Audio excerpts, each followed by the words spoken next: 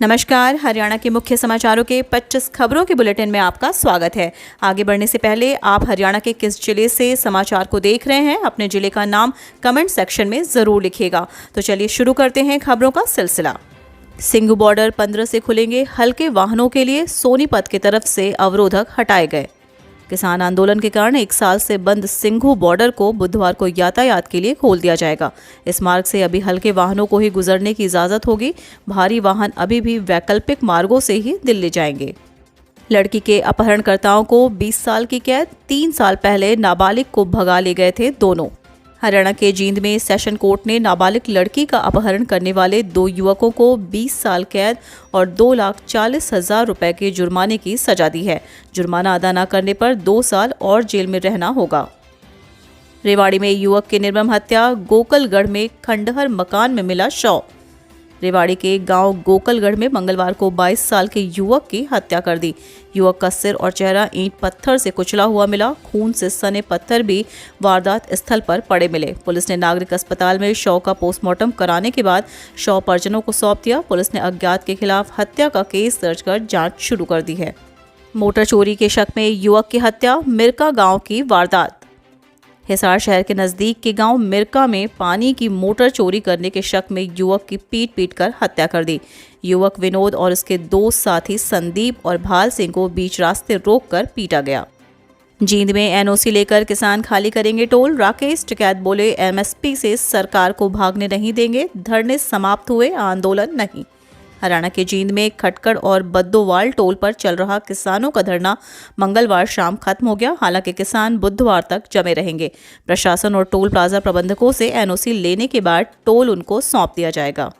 30 टीमें भी नहीं पकड़ पाएं, शहर में नशा, खाकी पर सवाल। शहर व ग्रामीण क्षेत्रों में नशा जमकर बिक रहा है। मंगलवार को प्रदेश भर में पुलिस द्वारा नशा बेचने वालों के खिलाफ अभियान चलाया गया। रेवाड़ी जिला में भी पुलिस की 30 टीमें गठित की गई थी, लेकिन हैरान करने वाली बात यह है कि इतनी टीमें बनाने के बावजूद भी नशा पकड़ने के बजाय महज खानापूर्ति की गई और केवल एक ही जगह नशा पकड़ा गया। राकेश टिकैत बोले पंजाब बड़ा भाई, हरियाणा वालों के दम पर जीता किसान आंदोलन। मंगलवार को खटकल टोल पर 354 दिन से चल रहा धरना समाप्त हो गया। संयुक्त किसान मोर्चा के आह्वान पर पिछले साल 25 दिसंबर को टोल पर किसानों ने धरना शुरू किया था। धरने के समापन कार्यक्रम में गांव से हजारों की तादाद में युवा, महिलाएं व किसान पहुंचे। किसान नेता राकेश टिकैत, गुरनाम चढ़ोनी, विकास संसर, हरियाणवी कलाकार अजय हुड्डा, पूर्व छात्र नेता कृष्ण शिवकंद ने किसानों में जोश भरा और भविष्य की राह दिखाई। राकेश टिकैत ने आंदोलन की जीत पर बधाई देते हुए कहा कि आंदोलन में महिलाओं की भागीदारी भी अहम रही। हरियाणा के इस जिले में बनेगा डोमेस्टिक एयरपोर्ट, केंद्र सरकार ने दी मंजूरी। अंबाला में डोमेस्टिक एयरपोर्ट बनने का रास्ता साफ हो गया है। केंद्र के सिविल एविएशन मंत्रालय ने इसके लिए 40 करोड़ रुपए की राशि को मंजूरी दे दी है। गृह मंत्री अनिल विज ने बताया कि डोमेस्टिक एयरपोर्ट निर्माण के लिए 40 करोड़ रुपए की मंजूरी मिल गई है। 2 स्कूल बसों में आमने सामने की जोरदार टक्कर, बच्चों में मची चीख पुकार। यमुनानगर के गांव घिलौर के नजदीक मंगलवार सुबह 2 स्कूल बसों में आमने सामने की टक्कर हो गई। हादसे में दोनों बसों के लिए अगले हिस्से बुरी तरह क्षतिग्रस्त हो गए हैं और उनमें सवार एक के चालक समेत 3 लोग घायल हो गए हैं। गनीमत यह रही कि बसों में उस समय कम बच्चे सवार थे और वह बाल बच गए। घायलों को अस्पताल में भर्ती करवाया गया। हरियाणा बोर्ड ने 10वीं और 12वीं कक्षा की वार्षिक परीक्षा के लिए बढ़ाई ऑनलाइन आवेदन की तिथि। हरियाणा विद्यालय शिक्षा बोर्ड द्वारा सेकेंडरी एवं सीनियर सेकेंडरी वार्षिक परीक्षा मार्च 2022 के लिए राजकीय, अराजकीय, स्थायी मान्यता प्राप्त विद्यालयों, स्वयं पाठी, गुरुकुल, विद्यापीठ, पूर्ण विषय आंशिक अंक सुधार, पूर्ण विषय अंक सुधार, अतिरिक्त विषय से संबंधित परीक्षार्थियों के ऑनलाइन आवेदन फॉर्म भरने की तिथि बिना विलंब शुल्क सहित 14 दिसंबर 2021 निर्धारित की गई थी, जिसे अब बढ़ाकर 17 दिसंबर 2021 कर दिया गया है। इनेलो ने 11 ध्यानाकर्षण प्रस्ताव किए प्रस्तुत। इंडियन नेशनल लोकदल ने 17 दिसंबर से शुरू होने वाले विधानसभा के शीतकालीन सत्र के लिए 11 ध्यानाकर्षण प्रस्ताव प्रस्तुत किए। ध्यानाकर्षण प्रस्ताव के साथ ही मुख्यमंत्री, कृषि मंत्री, शिक्षा मंत्री, लोक निर्माण मंत्री, जन स्वास्थ्य मंत्री और सिंचाई मंत्री से लोकहित से जुड़े तारांकित एवं अतारांकित प्रश्न भी विधानसभा में प्रस्तुत किए गए हैं। किराया मांगने पर विवाद, लिव इन में रह रहे युवक और युवती ने मकान मालिक को उतारा मौत के घाट। करनाल में लिव इन में रह रहे युवक युवती ने मकान मालिक को ही मौत के घाट उतार दिया। मकान मालिक जब किराया मांगने गई तो उस पर विवाद हो गया, जिसके कारण उन्होंने 70 वर्षीय बुजुर्ग महिला को मौत के घाट उतार दिया। गृह मंत्री के आदेश पर पुलिस ने की छापेमारी, 1169 जगहों पर की गई छापेमारी।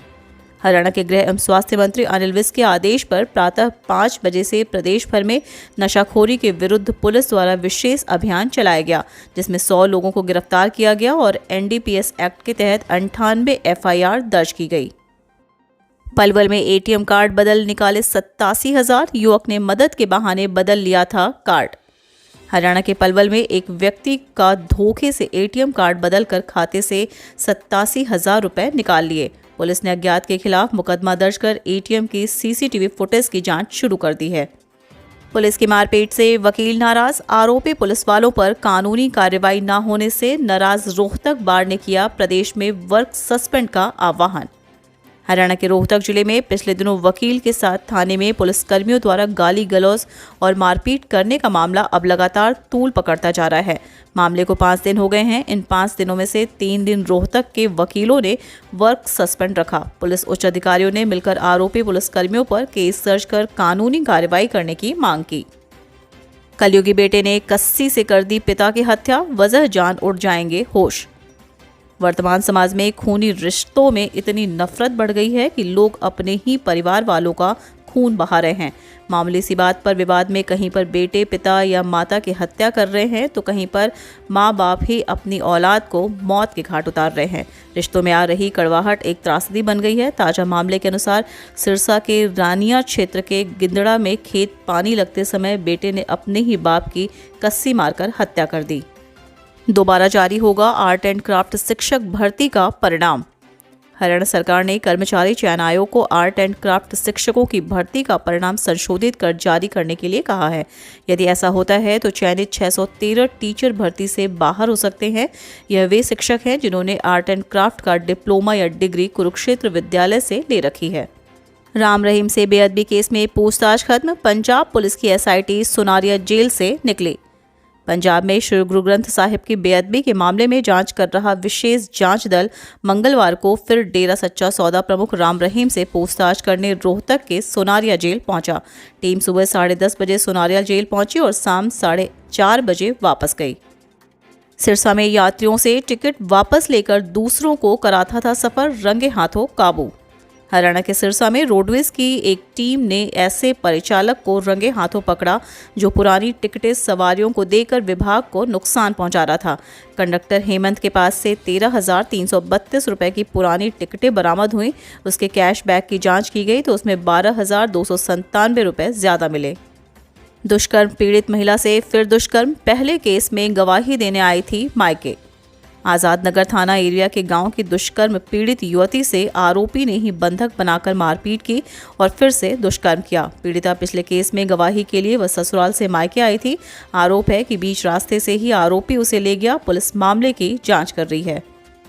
कंपनी कर्मचारी के साथ धोखाधड़ी, रेवाड़ी में मौसी का बेटा बनकर भेजा लिंक। हरियाणा के रेवाड़ी शहर में एक कंपनी कर्मचारी को शातिर ठग ने उसकी मौसी का बेटा बनकर ठग लिया।